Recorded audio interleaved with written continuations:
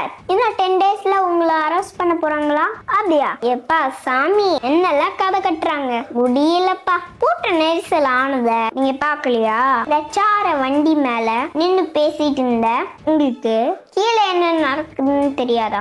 அது இதுன்னு கிட்டத்தட்ட 55 கேள்வி மேல சிபிஐ கேட்டாங்களாம். அதுக்கு விஜய் சாரு திருன்னு முடிச்சாராம். எப்பா ஓட்டது ரீல் அந்து போச்சு. நீங்களாம் நியூஸ் சேனல்ஸா? ஏன் இப்படி உருட்டுறீங்க? சிபிஐ கேட்ட கொஸ்டின் பேப்பர் நம்ம தமிழ்நாடுல இருக்க எல்லா நியூஸ் சேனல்ஸ்க்கும் லீக் ஆயிடுச்சு போல. இந்த பக்கம் பார்த்தா விஜய்க்கு குக்கி போட்ட சிபிஐ, இந்த பக்கம் பார்த்தா சிபிஐ கேள்வியா விஜய் அதிர்ச்சி. சரி பின்னால திரும்பி பாப்போமேனு பார்த்தா மொத்தமாக விஜய் அவங்க இஷ்டத்துக்கு நியூஸ் போட்டிருக்காங்க. இல்ல நான் தெரியாம தான் கேக்குறேன், நியூஸ் கலெக்ட் பண்றது உங்க வேலையா இல்ல ரூமர் ஸ்ப்ரெட் பண்றது உங்க வேலையா?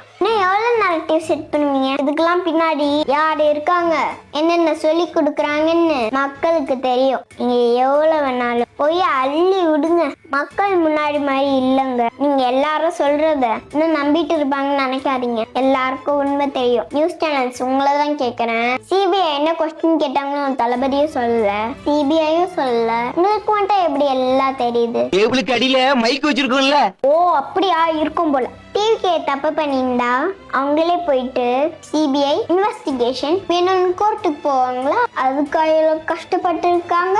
உண்மை எல்லாமே சீக்கிரமா வெளியே வரும். இன்வெஸ்டிகேஷன் ஃபுல்லா முடியட்டும், அப்புறம் பார்க்கலாம். தளபதி அரெஸ்ட் ஆகுறாரா இல்லனா இந்த கரூர் மாவட்டத்துல ஒரு மந்திரின்னு ஒருத்தர் இருந்தாருல, அவர் அரெஸ்ட் ஆகுறாருன்னு தெரியும். கான்ஃபிடென்ட்டா இருங்க சார், நல்லதே நடக்கும் சார். வெற்றி நிச்சயம் சார். பிறப்புக்கும் எல்லாம் இருக்கும். மறக்காம நீ ஃபாலோ பண்ணிக்கோங்க. நன்றி, வணக்கம். நான் மடக்கிருந்தேன். என்னன்னு பாத்தீங்கன்னா, இப்ப ஆளாளுக்கு சிபிஐ வந்து சொல்லல என்ன நடந்துச்சுன்னு, விஜய் வந்து சொல்லல பத்திரிகை நண்பர்கள் பார்த்து என்ன நடந்துச்சு, என்ன கேள்வி கேட்டாங்க, எப்படி கேட்டாங்க, டார்ச்சர் பண்ணாங்களா, பதில் சொன்னாங்களா, எதுவுமே சொல்ல. ஒவ்வொரு வகையா வெரைட்டியா போய் ஹோட்டலுக்கு உட்கார்ந்தா மெனு கார்டு சொல்ற மாதிரி ஒவ்வொரு சேனலும் எவனோ எரிஞ்ச துண்டுக்காக கப்புறானுங்க. அப்படியே என்ன விஜய் அரசா போறாரு, சார்ஜ் ஷீட் ஃபைல் பண்ண போற, குற்றப்பத்திரிகையில விஜய் பேரா ஏண்டா யார் அரசு பண்ண போறாங்க, யாரு பொறுத்திருந்து வெயிட் பண்ணுங்க.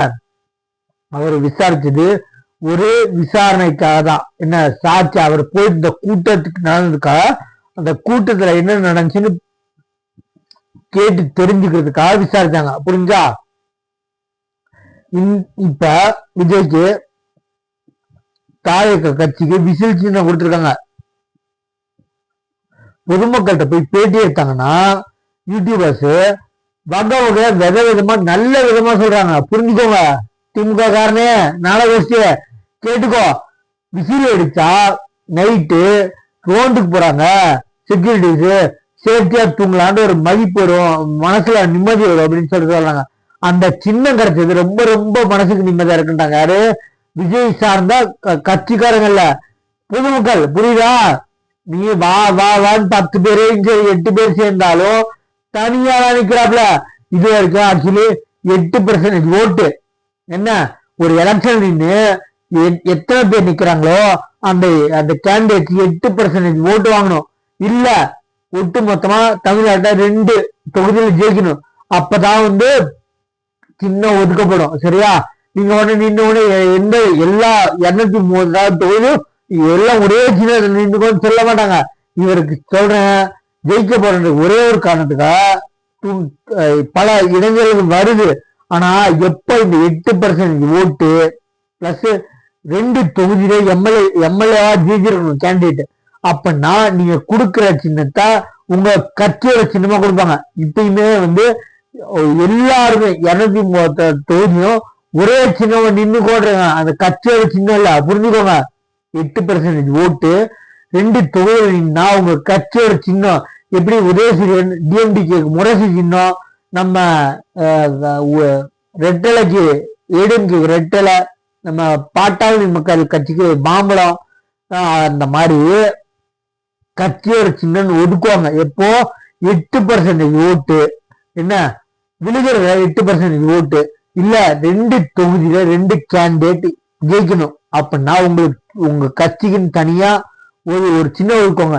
இப்போ இவருக்கு வந்து ஒரு ஜெயிக்கிற ஒரு குறியீடு என்ன அம்புதான். இது வந்து ஜெயிக்கிறதுக்கான ஒரு குறியீடு. எப்பயுமே வந்து எல்லா வேற தொழிலும் வேற சிம்பிளா குழுக்கள் முறையில தேர்ந்தெடுப்பாங்க.